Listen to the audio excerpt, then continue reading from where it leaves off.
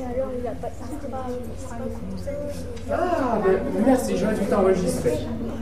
Vous avez entendu? Vous avez entendu ce qu'elle a dit, Pauline? Répète, s'il te plaît, ça me fait très plaisir. Quand je vais faire mes photos. Avoir les vacances, parce que le temps signifie qu'il a, quand il va prendre ses photos, dans d'autres pays, c'est pas comme s'il partait en vacances, parce qu'il travaille encore. Voilà, mais il y a des gens qui pensent que je pars en vacances, que je me balade tranquillement, mais non.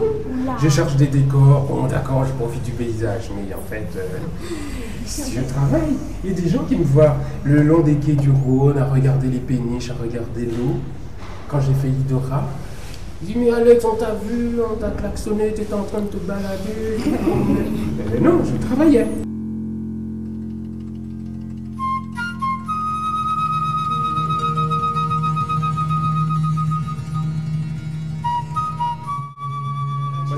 Je suis un fou de flûte traversière, de musique chouvalbois, on joue à la Martinique.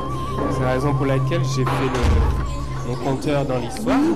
C'est un flûtiste. Hein.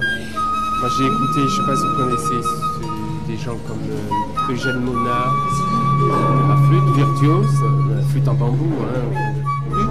Et surtout Maxilla. Maxilla, si vous devez connaître quelqu'un, grand flûtiste.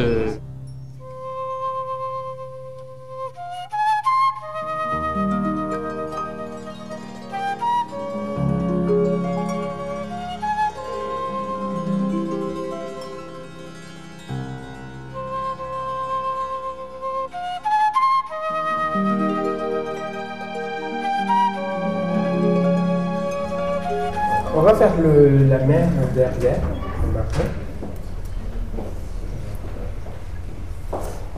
J'explique le pastel.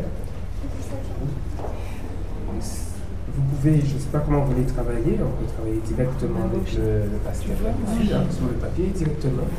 Et aussi, vous pouvez prendre une paire de ciseaux et travailler le pastel comme ceci.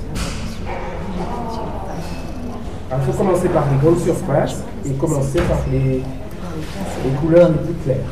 Et foncer le soir. Et sans appuyer, vous étalez tranquillement. Hein. Voilà, ça c'est la première couche. Vous laisserez les couleurs. C'est beau pastel aussi. Celle-ci. Vous en avez? Celle? Oui, j'en ai. Voilà. Oui, sur un papier bleu, on a presque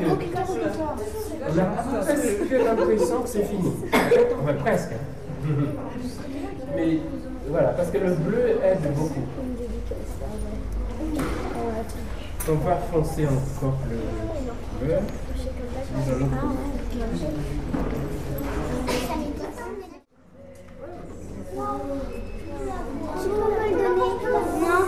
Non, mais je vais faire comme ce matin. Vous êtes combien? 22. 32?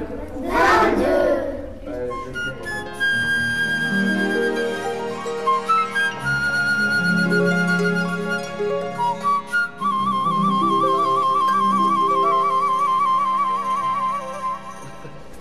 Mais le pastel, je ne sais pas combien vous en avez de bâtons de pastel. Mais moi, j'ai plusieurs boîtes, j'utilise plusieurs marques. Portrait, paysage. Voilà. Mais rien qu'en ouvrant la boîte le matin, c'est déjà, on dirait des pépites d'or, toutes les couleurs. C'est déjà merveilleux. La peinture, il faut sortir les tubes, il faut déboucher, il faut mettre sur la palette pour voir les couleurs. Le pastel, on ouvre la boîte et on a l'arc-en-ciel, en fait, chez soi. Est-ce qu'on peut faire... Passer du papier blanc. Justement, c'est vrai, on pourrait travailler sur du papier blanc, mais si on veut beaucoup des couleurs très intenses, c'est ça le pastel. C'est très lumineux en fait, hein, quand on regarde. Voilà, si on travaille sur un papier blanc, ça va, mais on ne pourrait pas obtenir une intensité comme le vert qui est derrière. Là, j'ai travaillé sur un papier vert. D'accord. Maël Lamentin, ici, j'ai travaillé sur un fond bleu. Donc, la forêt de Corboliki, c'est que du vert. Et moi, ce que j'aime bien, c'est que quand on travaille en illustration, enfin, je travaille pendant 1 an à peu près, hein.